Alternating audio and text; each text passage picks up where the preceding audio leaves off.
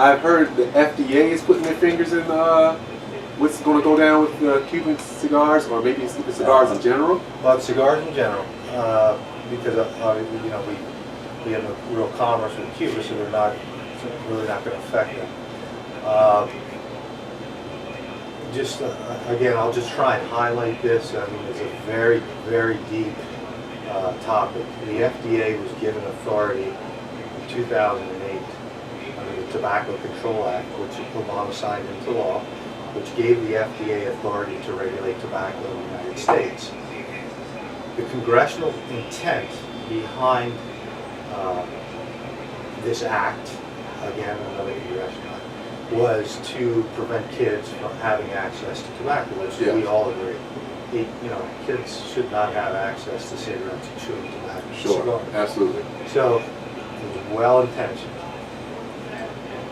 However, and the FDA was given authority to regulate that. So the FDA came in and they said that all cigarettes, chewing tobacco, now have to be behind the counter. I don't know if you ever went into a convenience store years back before 2008. You could actually go pick your own cigars up. Cigarettes could be on the counter. You can grab your pack and take it back. Yeah.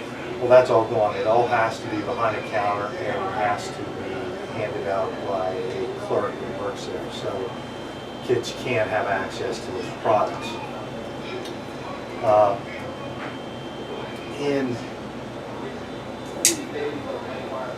The FDA now has come out, I'm trying to get some of my dates. I'm going to say about approximately 2 years ago, they came out, 2.5, 3 years ago, they came out and said that they want the authority now to regulate cigars as well. Now, since cigars and cigarettes are completely different, obviously with cigars, typically the cigarettes are from like the excess that they don't use for cigars, if I remember correctly. Cigarettes? Yeah, cigarettes. No.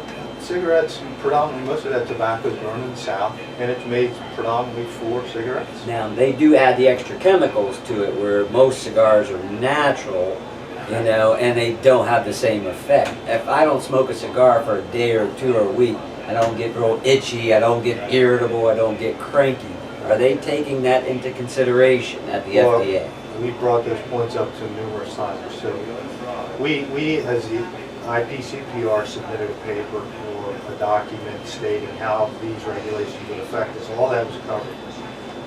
All the manufacturers, with 82,000 comments were submitted to the FDA stating that you can't regulate this business the same as you do to big tobacco or cigarettes or the mass market cigars. One, because there's not an access issue. Two, the health issue is also a very important issue. We all know what cigarettes are going to be. There's no argument there. However, there has been insufficient studies on premium cigars. In fact, the few studies that have been done show quite the opposite. The average consumer of a premium cigar smokes 1 to 3 cigars a week. Yeah. The mortality rate of a premium cigar smoker is 2 years longer than a non-smoker. Someone that uses no tobacco, period. that reminds me when you said that's nuts. That is nuts. Facebook post. Hold on. Say that one more time. Say that one more time for us. The mortality rate of a premium cigar smoker, the average premium cigar smoker, is 2 years longer than a non-smoker. Than a non-smoker. Non-smoker. There's a gentleman, Greg went to visit, what was that, a year or two ago? He's one of the few, World War II veterans that are still left, like 100. He's the oldest living World War II veteran. I went down, I had the pleasure to go down and talk with him for about half a day. He lives in Austin, Texas. He's 108 years old, and he smokes 12 cigars. Yeah, I read about him too. I read about he smokes them back to back. Richard Overton. Yes. He was a sergeant in the Army, World War II, served in Iwo Jima, South Pacific, and one of my great pleasures was to meet somebody like that. And another funny thing, he has a glass of bourbon with his coffee every morning. He eats a bowl of ice cream before he goes to bed. So, wow. You know, he's doing something right. Yeah, and he's still alive and he's kicking. Yeah. Still drives, and he's as fluent as you or I, and lucid as you or I, sitting here right now. But another point of questions I asked him, I said, do you particularly enjoy a cigar after dinner? He said, I enjoy a cigar before dinner, during dinner, and after dinner.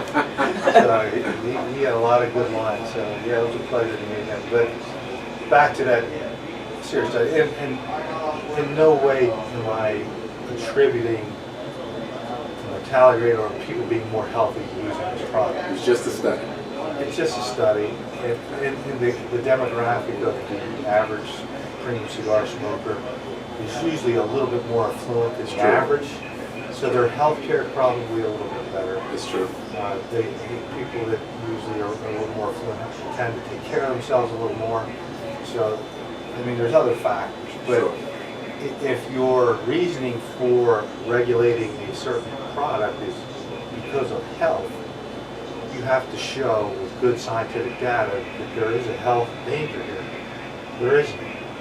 There's nothing that's been proven. So until there is data that shows otherwise, our position is that we should not be regulated like all other products.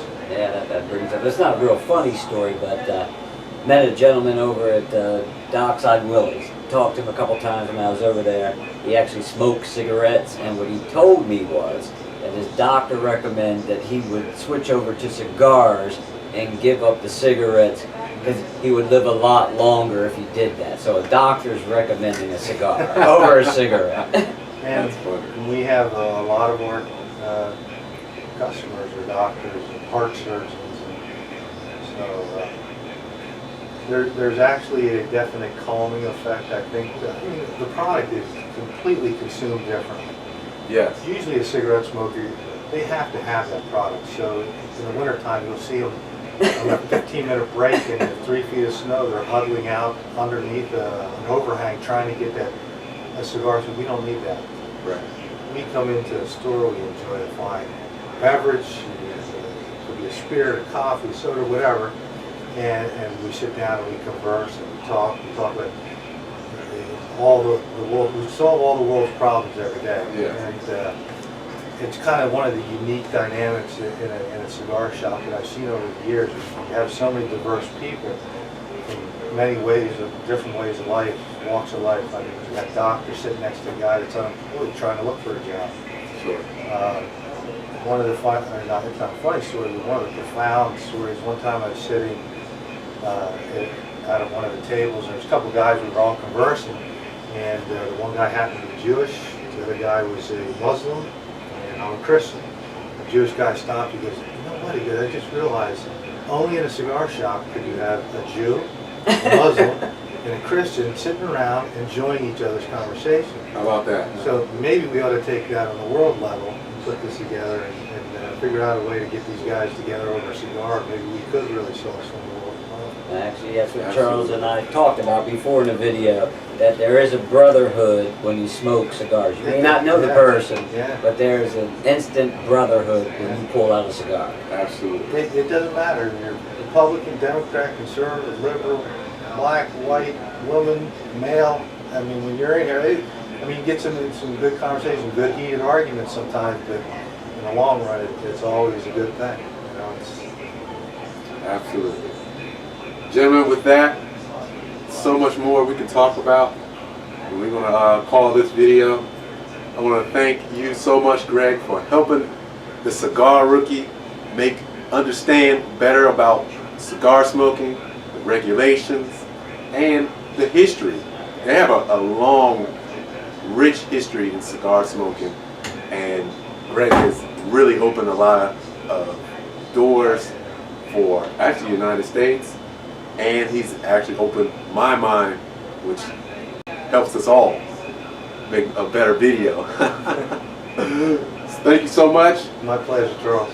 Can't wait to talk to you again. Anytime. Sal Khan, thank you for bringing me here. That's right. You still got a lot to learn, cigar rookie. And I always ask the question, how would you spend your money? It's all about time too. This is how I spend my money and my time.